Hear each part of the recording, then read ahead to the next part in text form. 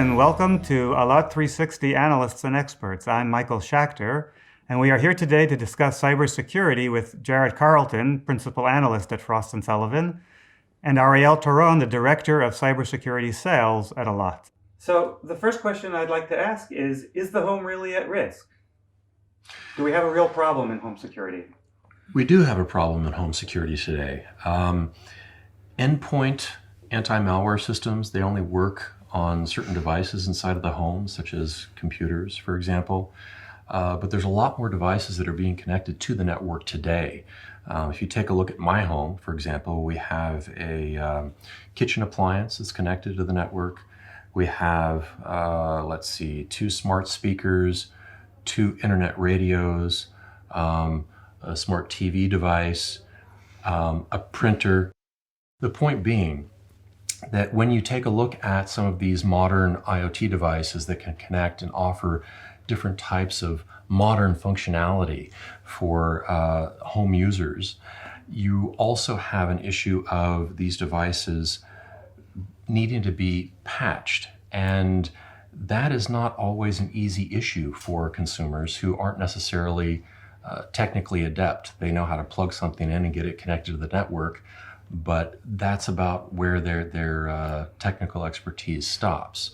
And so as you have things like malware go out and use some of these connected devices to then turn them into zombies for use in botnets, for example, that can be used for DDoS attacks or sending spam, it becomes problematic for the home user because the internet usage is going up, and if you're in a home where you have limited amounts of bandwidth per month, that can be an issue.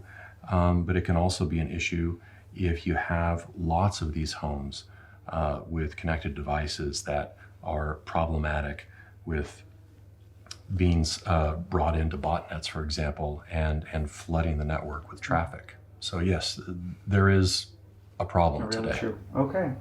And are there solutions that already address this? And is any particular vendor kind of dominant in this market space?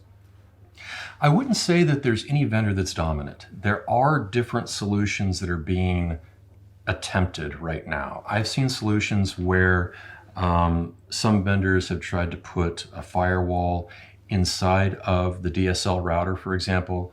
I've seen other vendors where they're trying to sell a separate device that goes behind the router, but that the consumers have to purchase and put in their home. And so there are various different techniques that are being tried, but nothing is really out there as currently is seen as something that is getting a lot of traction in the market, although there is, as I said, a definite need. So there does seem to be an issue and an opportunity and a market. Ariel, end users, are they going to turn to CSPs for a solution when they're used to securing their handset or their laptop by themselves? Yeah, so that's a very good question. And I would like to debate that statement that they are accustomed to securing their devices using applications. As we see, this is not necessarily the case. So at large, customers are accustomed in downloading applications, their media outlets, social networks, and so on and so forth. But as far as security goes, we see that the average application, the penetration rate, would be in the single digit percentage-wise. So 3 to 4%. An application that has reached 5% penetration rate has done remarkably well. And actually, the users look up to their vendors to provide them with security. So absolutely yes, and I think one of the key things is to provide them with security with as little fuss and fuss or an engagement on their end, which is exactly what Allot provides. So I understand that Allot has this HomeSecure solution. Mm-hmm. What does it give the end user beside this low hassle security protection? Right. So beyond providing a secure, reliable network for the end user, we provide some additional functionalities, and that is via a very user-friendly application. They can access the network remotely and see exactly which devices are connected and active.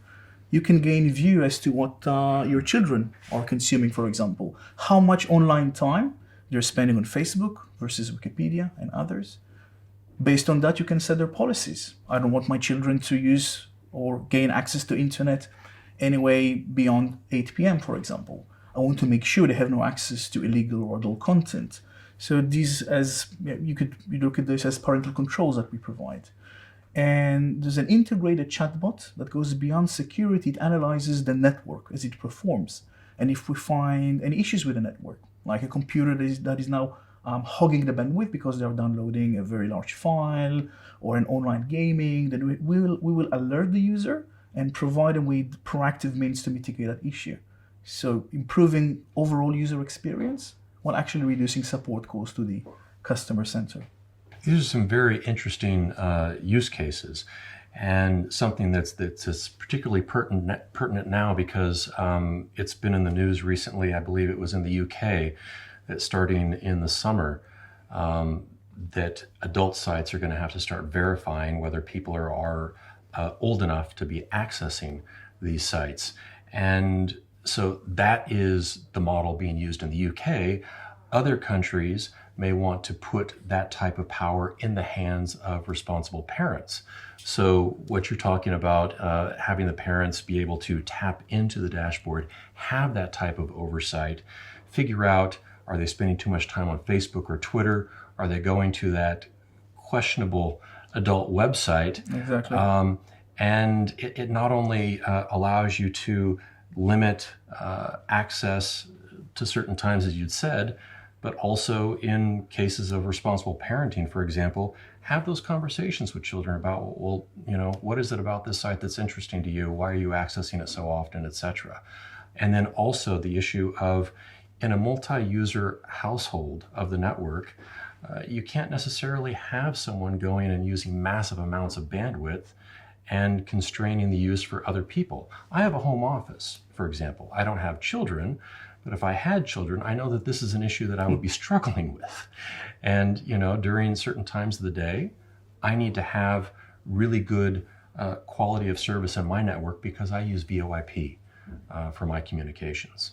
So I understand that this solution works by deploying software onto the home router, Right. and that takes care of the hassles that Jarad described of adding Correct. a firewall or some kind of intermediate device. Can you work with any kind of router? How do you address a mass market with so many different kinds of devices? Right. Again, that's a great question. And to begin with, we've designed a solution, and well, there is a dependency. There is one limitation, and the limitation is the operating system of the particular router that we're going to integrate with.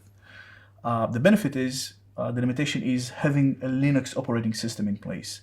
And that's the absolute majority of residential routers run Linux, like in 95% and above that. So that kind of renders that limitation into a non-limitation. Mm-hmm. In addition, we also took into consideration that we have a lot of legacy boxes out there with limited memory capacity and limited processing power. And we've created our solution such that it can dynamically adapt to different hardware topologies. So having the ability to work directly with operating systems means that we are really agnostic. We really don't mind which are the changes the manufacturer has implemented on their overlaying software.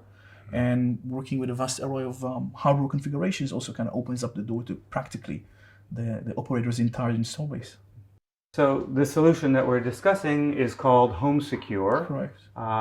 But would it not also be appropriate for an office CPE kind of environment? It would, actually. And funny enough, the majority of the SMB and SOHO type of routers are identical to the residential routers, the home router.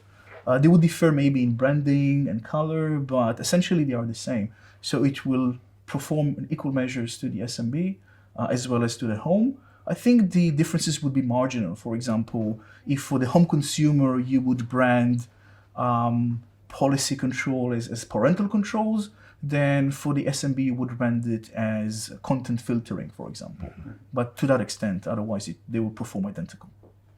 I think also for the SMB, one of the important things is they're constrained in this sector with IT resources. Correct. Being able to have a device that has a dashboard that can identify what's connected to the network is also helping them to secure the network. And that tends to be one of the areas where a lot of companies have a blind spot. What's connected to the network? Frequently, they think they know, but they don't. Yeah, correct. Actually, you've tapped upon a very interesting point, and it's kind of unique value to Allot. And this is going to step up beyond the HomeSecure, just to mention that we have a broader offering that also caters to the mobile network. And the majority of the telecommunication companies are converged service type of providers. They have both mobile and fixed networks. And the reason is the fact that we can cater to both networks within a homogeneous platform allows them to provide to SMBs a turnkey full managed solution.